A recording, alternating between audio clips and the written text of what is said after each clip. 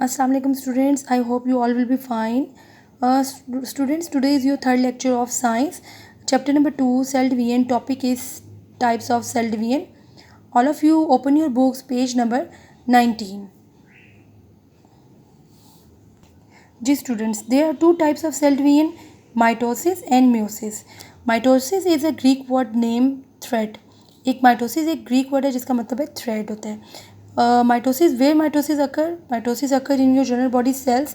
For example अगर आप grow कर रहे हैं या एक बेबी, जैसा मैंने आपको एग्जांपल दी थी फर्स्ट लेक्चर में, जब ग्रो करता है उसकी जो बॉडी सेल्स हैं वो जो डिवाइड होंगे वो भी थ्रू माइटोसिस से होंगे. जैसे अभी आप माइटोसिस का प्रोसेस पढ़ेंगी, पूरा प्रोसेस, तो किस तरीके से सेल एक डिवाइड होता है उसी तरह आपकी बॉडी में सेल डिवाइड होते हैं. हीलिंग हो जाए, अगर आपको कोई पे कट वगैरह लग जाए, और वो उसमें भी जो हीलिंग प्रोसेस है वो भी थ्रू माइटोसिस ही होता है.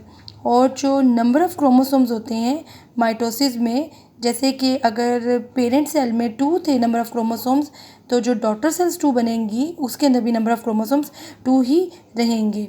अगर हम मियोसिस की बात करें तो meiosis is the reduction division. इसमें नंबर ऑफ़ क्रोमोसोम रिड्यूस हो जाते हैं. जिस तरह कि आप अगर अपनी बुक पे मियोसिस और माइटोसिस की डायग्राम को रिजेंबल करें, इसमें ये कहाँ पे अकर होती है? ये अकर होती है मियोसिस रिप्रोडक्टिव सेल्स में. जो आपकी बॉडी के सेल्स हैं वहाँ पे रिप्रोडक्टिव सेल्स में. और ये क्या अलाउ करती है ऑर्गेनिज्म को कंटिन्यू टू रिप्रोड्यूस. जिस तरह के स्टूडेंट्स आप अपनी बुक पे देख सकते हैं कि आपको नंबर ऑफ़ क्रोमोसोम्स नज़र आ रहे हैं कि पेरेंट सेल में देखिए अगर स्टार्टिंग में 2 हैं तो जो डॉटर सेल्स देखिए पेरेंट सेल्स में अगर 2 क्रोमोसोम्स हैं तो जो डॉटर सेल्स हैं उनके पास भी नंबर ऑफ़ क्रोमोसोम्स 2 ही हैं. इसी तरह अगर हम मियोसिस को देखें तो उसमें देखिए कि नंबर ऑफ़ क्रोमोसोम्स 4 हैं और जो डॉटर सेल्स हैं उनके पास नंबर ऑफ़ क्रोमोसोम्स 2 हैं. तो ये क्या हो गया? Reduction process. जी, माइटोसिस की अगर हम डेफिनेशन को रीड करें, mitosis is a process by which parent cell divides into 2 daughter cells. Mitosis एक वो प्रोसेस है जिसमें पेरेंट सेल डिवाइड करता है 2 डॉटर सेल्स में with the same number of chromosomes, यानी कि जो क्रोमोसोम्स हैं वो सेम होते हैं as in the parent cell, जितने के पेरेंट सेल्स में. जिस तरह अभी आप डायग्राम में देख सकते हैं कि आपके पास नंबर ऑफ क्रोमोसोम्स नज़र आ रहे हैं, इसमें 2 हैं और जो डॉटर सेल्स में भी सेम है. तो अब आपके पास डेफिनेशन क्या है? Mitosis is a process by which parent cell divides into 2 daughter cells as in the parent cell. उसके बाद नेक्स्ट फेज़ आता है बेटा, सबसे फर्स्ट वाला वो है इंटरफेस. जैसा कि लास्ट सेक्शन में आपने पढ़ा है कि इंटरफेस में number of chromosomes are duplicated. वो ऑटोमेटिकली अपनी कॉपीज़ जो हैं डबल कॉपीज़ जनरेट कर लेते हैं.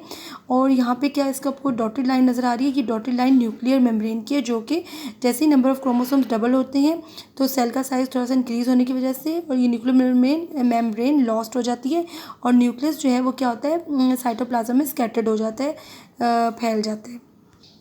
जी स्टूडेंट्स, फर्स्ट फेज़ तो इंटरफेस हो गया. नेक्स्ट फेज़ क्या होता है? After the interphase nucleus of the parent cell divides the 2 chromosomes are distributed equally into 2 daughter nuclei. Means कि मैं आपको इधर डायग्राम से इसको अंडरस्टैंड करवाती हूँ कि फॉर एग्जांपल देखिए ये आपके पास डायग्राम नंबर 1 है और 2 है. यहाँ पे आपको ये नज़र आ रहे हैं 2 पेयर ऑफ सेंट्रियोल्स. अब आपको यहाँ पे भी नज़र आ रहे हैं, इसके दूसरे पोल पे भी 2 सेंट्रियोल्स हैं. ये जो सेंट्रियोल्स होते हैं सिर्फ सेल डिवीजन के टाइप पे एक्टिव होते हैं और मैंने आपको लास्ट लेक्चर में बताया था कि ये क्या करते हैं कि ये अपने अंदर से फाइबर, लॉन्ग फाइबर्स, ये जो स्पाइंडल फाइबर जिसको हम कहते हैं, ये रिलीज़ करते हैं थ्रेड लाइक, ताकि ये जो क्रोमोसोम्स हैं इनको ऑर्गेनाइज कर सकें. और ताकि ये देखिए ये क्रोमोसोम्स इधर स्कैटर्ड नहीं हो रहे, इधर नहीं हो रहे, लेकिन ये इसके ऊपर ही हैं. ये एक पाथवे प्रोवाइड करता है क्रोमोसोम्स को और ये हेल्प करता है सेंट्रोज जो हैं, ये जो स्पाइंडल फाइबर्स हैं ये हेल्प करते हैं सेल डिवीजन के वक्त, सेल को डिवाइड होने में. पहले फेज़ में ये होता है कि इंटरफेस जब हो जाते हैं फिर सेल जो है, न्यूक्लियस जो है वो भी साइटोप्लाज्म में स्कैटर्ड हो जाता है. फिर सेंट्रोल्स जो हैं ये ऑटोमेटिकली डबल हो जाते हैं ये भी, और 2 यहाँ पे मूव कर जाते हैं, 2 दूसरे पोल पे मूव कर जाते हैं. और जो क्रोमोसोम्स हैं जब ये रिलीज़ करते हैं अपने अंदर स्पाइंडल फाइबर, तो क्रोमोसोम इसको अपने आप को इनके ऊपर ऑर्गेनाइज कर लेते हैं, सेंटर में आ जाते हैं डबल कॉपीज़. फिर नंबर 2 पिक्चर में देखें आप क्या हो रहा है डायग्राम में कि ये जो स्पाइंडल फाइबर्स हैं इनको हम स्पाइंडल फाइबर कहते हैं. स्पाइंडल मीन लॉन्ग और फाइबर मीन थ्रेड. अब ये क्या करेगा, 2 ऑपोजिट जो क्रोमोसोम्स हैं उनको अपनी तरफ पुल करेगा और ये 2 अपनी तरफ पुल करेगा. इस तरह से हाफ जो है न्यूक्लियस इनके पास आ जाएगा, हाफ न्यूक्लियस इस वाले सेल के पास आ जाएगा. और ऐसे इस फेज़ को हम क्या कहते हैं कि न्यूक्लियर डिवीजन, जिसमें न्यूक्लियस डिवाइड होते हैं. Now look at your book page number 21. I am going to read first line. The number of chromosome is double during the interphase. As you know, the 2 sets of chromosomes are formed. जो double होते हैं ना chromosome उनको हम कहेंगे 2 sets जो है ना बन जाते हैं. ड्यूरिंग माइटोसिस के वक्त में the nucleus of the parent cell divides, two sets of chromosomes are distributed equally in two daughter nuclei, यानी कि दोनों सेट जो है ना इक्वली जो है दोनों न्यूक्लियाई में डिस्ट्रीब्यूट हो जाते हैं। उसके बाद जब ये जो है ना इक्वली यानी कि दोनों डॉटर्स में डिस्ट्रीब्यूट। जी स्टूडेंट्स, लास्ट पॉइंट है बेटा डिवीजन ऑफ साइटोप्लाज्म। साइटोप्लाज्म को हम कहते हैं साइटोकाइनेसिस। साइटो मीन्स सेल और काइनेसिस मीन्स मूवमेंट। अब होता ये है इसमें कि अब जब न्यूक्लियस भी देखें डिवाइड हो गया, ऊपर कुछ चला गया और कुछ नीचे आ गया, उस यानी कि सेल की उसमें, और क्रोमोसोम्स में भी इक्वली हो गए, दो, एक सेट ऊपर चला गया और एक नीचे। अब यहाँ पे आप डायग्राम में देख लें कि दोबारा से न्यूक्लियर मेम्ब्रेन डेवलप हो जाती है और उसके बाद यहाँ पे भी डेवलप हो जाती है। अब ये जो है यहाँ से साइटोप्लाज्म अब ये डिवाइड होने लगा है। ये जो शैलो ग्रोव का मतलब होता है कि डीप, थोड़ा सा डीप अंदर की तरफ पिंच होता जाए, आहिस्ता आहिस्ता दोनों और कंजस्टेड होते जाएंगे और एट लास्ट दो डॉटर्स सेपरेट हो जाएंगी। अगर आप कभी वो ये जो होती है क्ले होती है, अगर आप घर में प्ले करने के लिए लाएं, एक बोल सा बनाएं और उसको सेंटर से आप प्रेस करते जाएं तो दो इक्वल राउंड शेप में आपके पास वो सेपरेट हो जाएंगे, दो उसके पोर्शन हो जाएंगे। इसी तरह से इसमें डिवीजन ऑफ साइटोप्लाज्म में भी होता है। अगर हम इसकी रीडिंग करें, a shallow Grove arises in the middle of the cytoplasm, के मिडल में से ग्रोव ये इस तरह लॉन्ग हॉलो जो है ना, लंबा सा खाली हॉलो होता है, खाली ग्रोव होता है लॉन्ग हॉलो, खाली सा एक जगह बन जाती है और ये मज़ीद डीपन होगा और अंदर की तरफ ट्विस्ट होंगे, ये भी अंदर की तरफ होगा और ये दोनों सेपरेट हो जाएंगे। Which deepen further and divides further the cell into two daughter cells each having the nucleus. अब क्या होगा कि दोनों के पास सेपरेट न्यूक्लियस हो जाएगा।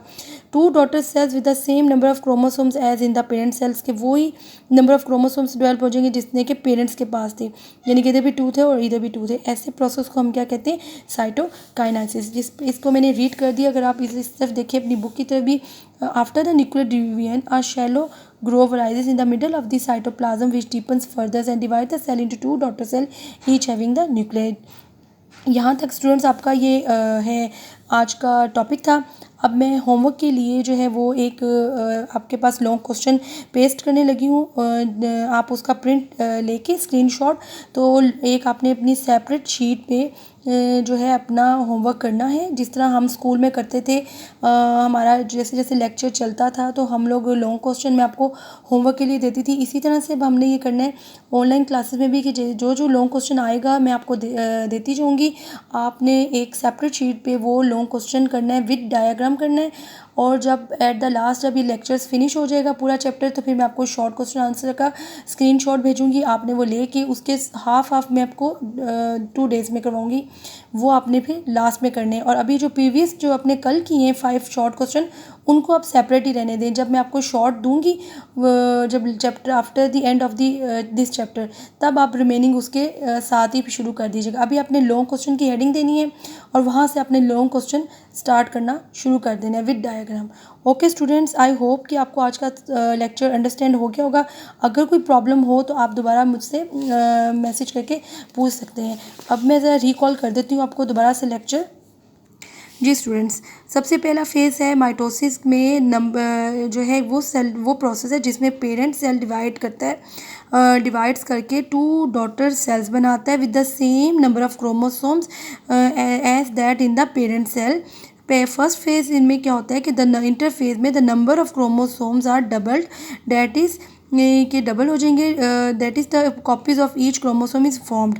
Number 2 phase is nuclear division. Nucleus जो है इसमें क्या होता है बेटा, वो डिवाइड होता है कि हाफ न्यूक्लियस इसके पास आ जाएगा, हाफ इसके तरफ मूव कर जाएगा, न्यूक्लियर डिवाइड हो जाएगा। नंबर 3 भी क्या होता है, साइटोकाइनेसिस, यानी कि साइटोप्लाज्म की डिवीजन होने वाली है और इसमें क्या होगा कि दोबारा से न्यूक्लियर मेम्ब्रेन डेवलप हो जाती है और एक शैलो ग्रोव राइज होता है इन द सेंटर और 2 डॉटर सेल्स बन जाती हैं।